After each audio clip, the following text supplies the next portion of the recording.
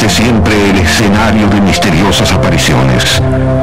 Nunca como en la última mitad de este siglo, el hombre había podido reunir tantos elementos para poder analizar y comprender el fenómeno de los objetos voladores no identificados. Hoy, los ovnis han dejado de pertenecer a la imaginación de los escritores de ciencia ficción.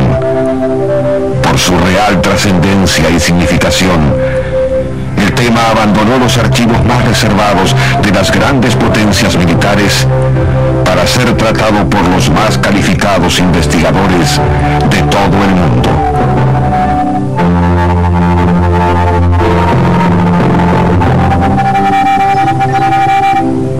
En esta secuencia fotográfica se ven gigantescos objetos de más de 30 metros de largo. Hoy la ciencia sabe que se trata de naves madre, un equivalente aéreo de nuestros portaaviones. Los ovnis más pequeños son transportados hasta nosotros por estas naves nodrizas.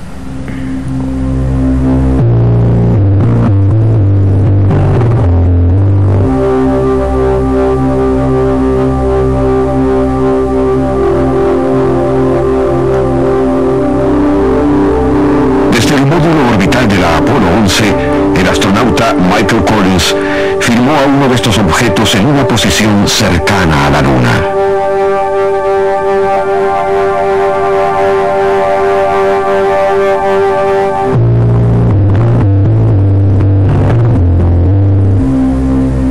También pudo fotografiar este gigantesco ovni con forma de cigarro entre su órbita y la superficie lunar. Miles de fotos y filmaciones son rigurosamente analizadas usando las técnicas más modernas de procesamiento de imágenes.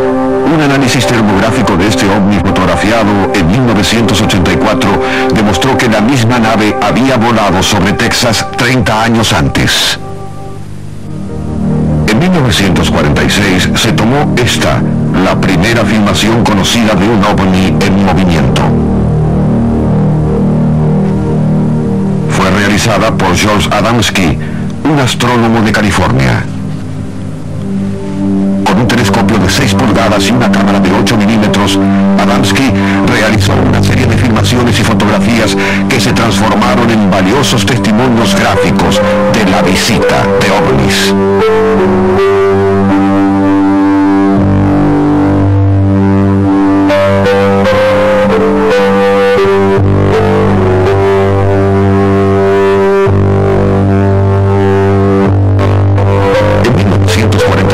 El investigador fotografió este gigantesco ovni tubular rodeado por veloces y luminosas naves menores. Hoy sabemos que se trataba de una gran nave madre, transporte de ovnis más pequeños capaces de volar a nivel de la baja atmósfera terrestre. Las filmaciones de objetos voladores no identificados fueron haciéndose cada vez más numerosas y reveladoras a medida que el hombre avanzaba en la conquista del aire y del espacio. Hace más de 50 años que pilotos civiles y militares de todo el mundo reportan continuos encuentros con ovnis.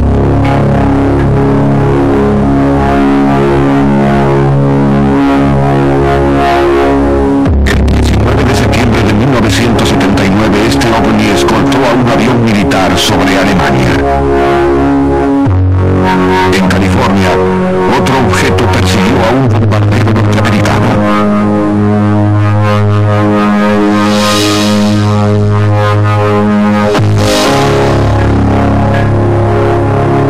En 1966, una escuadra de la Fuerza Aérea Norteamericana sobrevolaba Utah. Desde una de las naves, el capitán Rex Williams fotografió este objeto a 6.600 metros de altura. Esta foto fue obtenida por un avión caza venezolano.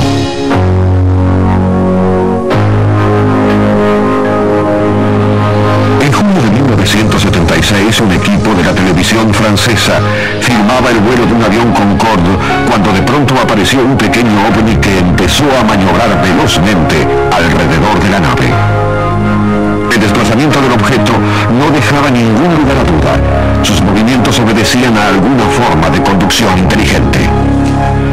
unos instantes el ovni se alejó tan repentinamente como había aparecido. Tripulantes y pasajeros de ambos aviones fueron testigos de este avistamiento. Una de las filmaciones más impresionantes de un ovni fue tomada desde un vuelo comercial por el norteamericano Jim Oldfield.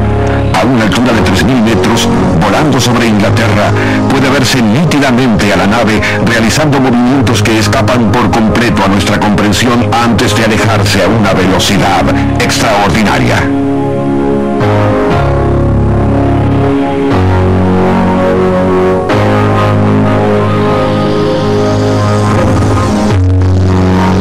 El 14 de abril de 1977, un avión suizo de pasajeros tuvo un encuentro cercano con un ovni. El capitán Hans Schmidt, comandante de la nave, relata lo que vio.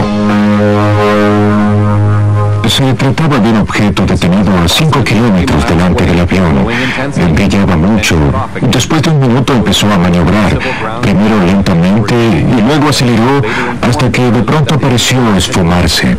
Otro piloto de la misma línea, el capitán Bob Stoll, vivió una experiencia similar. En enero de 1978, una luz empezó a moverse por delante y por atrás de nuestro avión. El encargado del radar me informó que el objeto se desplazaba a 5 veces la velocidad del sonido. Todos los pilotos que han hecho contacto con un ovni deben confeccionar un minucioso informe de carácter confidencial sobre el episodio. El 2 de julio de 1947, Bill Brazier, un granjero de Nuevo México, halló una nave en forma de disco. Estaba completamente destruida. Entre los restos esparcidos en la zona del hallazgo había 4 extraños cadáveres humanoides. Cada una de las partes de la nave y sus ocupantes fueron trasladados a la base aérea de Wright-Patterson y de allí a diferentes laboratorios secretos. Estas imágenes muestran el cuerpo de uno de los tripulantes del extraño objeto que cayó en Nuevo México.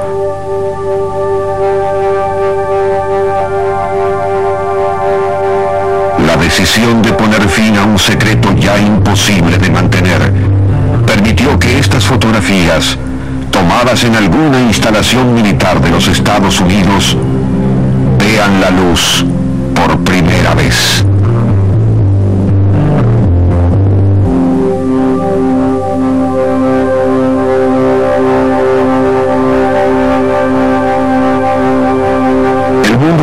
Que parece haberse alejado definitivamente del peligro de una guerra total, se encuentra ahora mucho más preparado para conocer estos hechos que aquel convulsionado planeta de 1947. Uno de los principales estudiosos del fenómeno ovni como avanzaban en nuestra dirección, salimos a interceptarlos con una escuadra de 4 jets. Según las lecturas, se trataba de 12 naves circulares que se movían a una velocidad inconcebible de 18.000 kilómetros por hora. De alguna manera nos escuchaban y comprendían. Cuando yo transmitía la información de radar a los otros aviones, los objetos desaparecían. A menos de un segundo de dar la información, ya no estaban allí. Cuando el radar mostraba 5 y yo lo comentaba, inmediatamente quedaba uno que luego desaparecía. Las lecturas de los radares eran asombrosas. Los objetos no nos dejaban ninguna posibilidad de acercarnos a ellos. De pronto teníamos 12. De pronto ninguno. Marchaban por delante y repentinamente aparecían detrás. Parecía un insólito juego de escondidas. Estábamos rodeados por naves de un increíble poder de maniobra que aceleraban y frenaban de una manera imposible de soportar por cualquier ser humano. En ningún momento pudimos verlos, pero estaban allí, a izquierda y a derecha. Luego de 20 o 25 minutos, todos desaparecieron de nuestras pantallas. La capacidad de movimiento de los ovnis desafía todas las leyes de la física terrestre. Sus maniobras a una velocidad que supera docenas de veces al más veloz de nuestros aviones hicieron fracasar cualquier intento de perseguirlos, excepto en una ocasión. Desierto de Kalahari, en África. Un documento militar de la Fuerza Aérea de Sudáfrica revela que el 7 de mayo de 1989 una extraña nave entró en el espacio aéreo de ese país. Debido a que la nave no respondió a las comunicaciones, se ordenó a un avión caza que la atacara con un cañón láser experimental. El ovni fue derribado y cayó en el desierto, causando un cráter de 130 metros de diámetro y 12 de profundidad. El mayor Anthony Dodd de la Fuerza Aérea Sudafricana es el principal investigador del episodio. Después de recobrar la nave, esta fue llevada a una base secreta de la Fuerza Aérea. Dentro del ovni se encontraron dos cuerpos de apariencia humanoide. El informe oficial del caso lleva el nombre clave de Diamante Plateado. En él, las autoridades militares describen minuciosamente la nave y los extraños jeroglíficos hallados en su interior. Una forma de comunicación escrita que hasta el día de hoy no pudo ser interpretada. También se habla de los tripulantes. Carecen por completo de pelo y poseen una cabeza desproporcionadamente grande. Sus ojos son grandes, desplazados a los costados de la cara. La nariz es pequeña, la boca muy chica y no tiene labios. No se observan orejas. Los brazos son largos y delgados al igual que el cuello. Las piernas son cortas. Todos estos documentos, la nave y sus tripulantes fueron llevados a los Estados Unidos a la base Wright-Patterson, la misma que recibió 42 años antes al ovni hallado en Nuevo México. Mientras tanto, nuestros visitantes continuaban apareciendo ante la vista de miles de testigos. Estados Unidos, 1964. Canadá, 1979. Japón, 1977. El análisis de estas imágenes permitió comprobar que estos ovnis son capaces de mimetizarse con las nubes. Perú, 1970. Ecuador, 1971. Brasil, en 1982. Un ovni similar en Alemania en 1983. Mediante el procesamiento de la imagen se ve la posible estructura impulsora de la nave. Egipto, 1990. Esta nave es del mismo tipo que la observada en Brasil 8 años antes. Francia, 1988.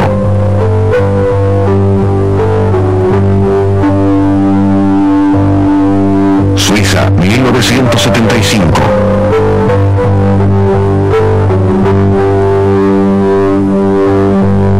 Brasil, 1988. Portugal, 1991. 1989, Sudáfrica. Miles de objetos voladores no identificados son fotografiados y filmados año tras año. Hoy, los históricos cambios políticos y sociales producidos en lo que antes era la Unión Soviética también hicieron posible obtener imágenes nunca exhibidas de ovnis detrás de la cortina de hierro. Durante un acto público en la Plaza Roja de Moscú, una multitud fue testigo de la aparición de un ovni. Por poco más de 4 minutos, la nave permaneció casi inmóvil a una altura de 6.000 metros. Y pudo ser captada desde diversos ángulos por las cámaras de la televisión rusa.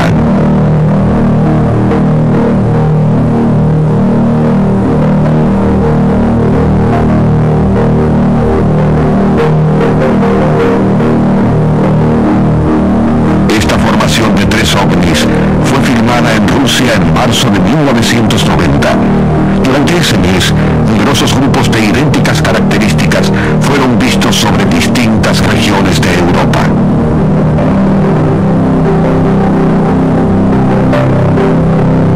El 4 de marzo de 1990, un gigantesco ovni con forma de cigarro fue filmado sobre Kaluga, al sur de Moscú. Según distintos investigadores, se trataba de una nave nodriza. Hace 20 años, Marina Popovich era astronauta y piloto de la Fuerza Aérea Soviética. Hoy es la astrofísica que encabeza la investigación sobre ovnis en su país. Desde que iniciamos los vuelos orbitales, hemos observado objetos voladores de origen desconocido cerca de nuestro planeta. Los avistamientos se hicieron cada vez más frecuentes, pero las autoridades nunca realizaron una investigación oficial sobre el tema.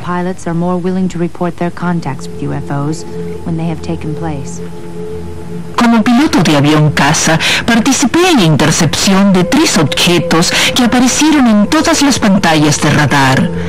Según nuestras lecturas, se movían a una velocidad de 17.000 kilómetros por hora. Eso era algo que no podíamos concebir.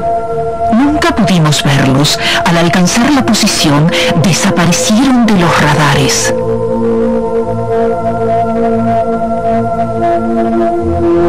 ¿Para qué nos visitan? ¿Se trata solamente de viajes de exploración similares a nuestras misiones a la Luna? ¿O es que intentan comunicarnos algo? Un mensaje para ser entregado en mano a nuestra raza, proveniente de seres mucho más evolucionados que nosotros.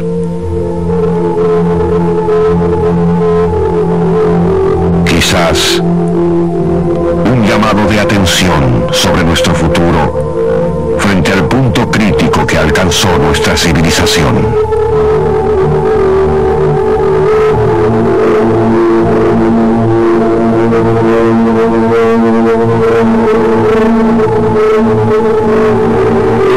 El desarrollo de nuestra tecnología apunta a un fin cada vez más destructivo. Sus 4 objetivos fundamentales son hacer las cosas pequeñas más pequeñas, las cosas baratas más baratas, las cosas destructivas más destructivas y las cosas fáciles más fáciles. Llegará un momento en que las armas serán tan destructivas que una sola podrá destruir el mundo, tan baratas que millones podrán comprarlas. Podrían estar en manos de cualquier loco que tuviese $2.000 en los bolsillos. Tal vez ellos lo sepan y quieran sacarnos de un camino que puede terminar con la desaparición de la especie humana del universo. Los hombres que están a punto de encontrarse con el nuevo siglo serán los encargados de interpretar el mensaje como mejor les parezca. Desde 1945, miles de fotografías y filmaciones de objetos voladores no identificados fueron ocultadas al público por las autoridades norteamericanas. Se desacreditaba el relato de los testigos y siempre se negó tener cualquier evidencia sobre el tema. Había sido establecido un riguroso código de silencio para preservar el mayor secreto de la historia.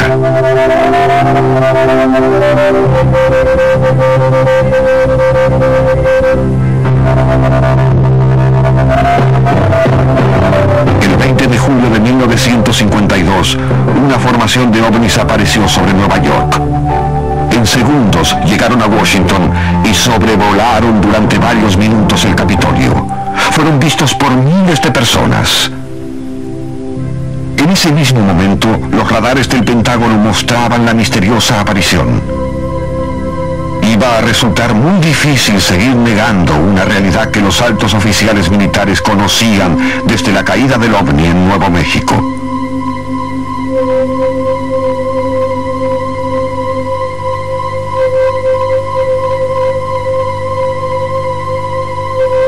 Esos puntos en el radar no eran originados por ningún objeto volador creado por el hombre, y ellos lo sabían.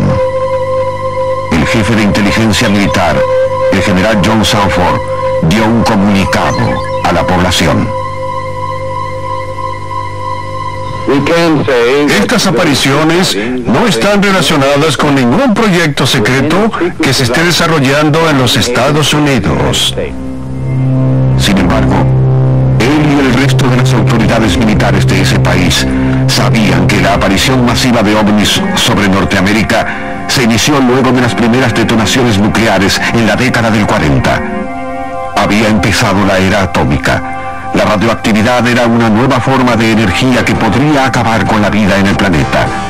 El nuevo curso tomado por la humanidad estaba siendo atentamente vigilado desde el espacio. Cuando en 1947 se produjo el accidente en Nuevo México, se puso en marcha una campaña destinada a distraer la atención del público que no debería conocer ningún detalle del histórico hallazgo.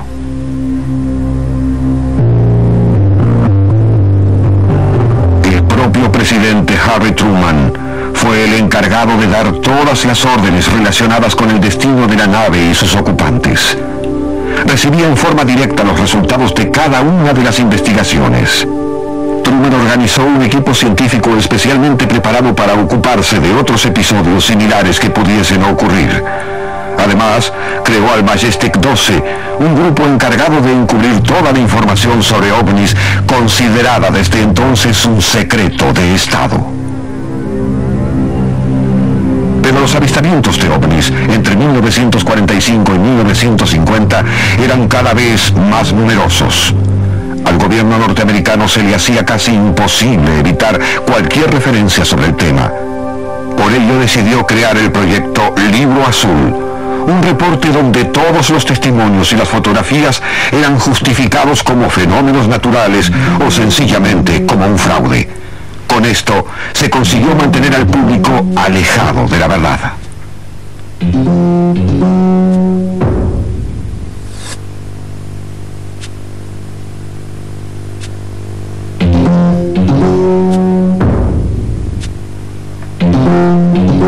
Hoy, la tecnología hallada a bordo de las naves accidentadas ha permitido que importantes científicos, como el Dr. John Hutchinson, puedan experimentar con generadores de antigravedad, que están dejando de ser complicadas abstracciones matemáticas para transformarse en una increíble realidad.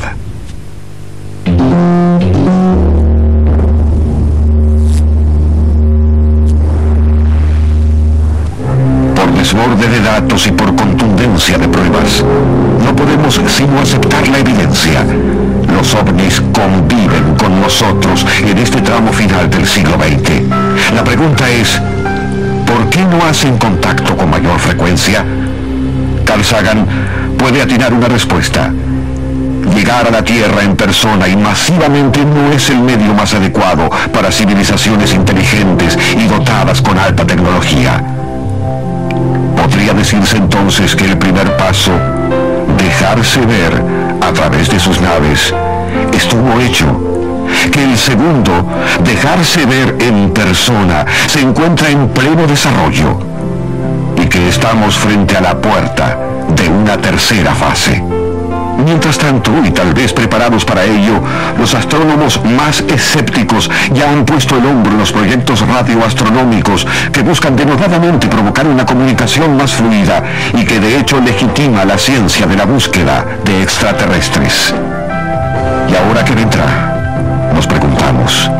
¿Dónde está el próximo límite y cómo trasponerlo? ¿Qué hay más allá del horizonte? Con razón breve y misterio profundo es lo mismo que se preguntó adentro de una cueva el primer hombre hace 10.000 años. ¿Y qué hay más allá de los mares? Fue lo que se preguntó el hombre de hace 500 años. ¿Y qué hay más allá de nuestro planeta? Nos preguntamos hace unos 30 años. Y más allá de ese más allá, aún con alta tecnología, la razón continúa siendo breve y el misterio profundo ante lo desconocido. El universo espera que la chispa de la inteligencia humana haga contacto en medio de la inmensidad y una vez más, como siempre y desde siempre, pueda hacerse la luz.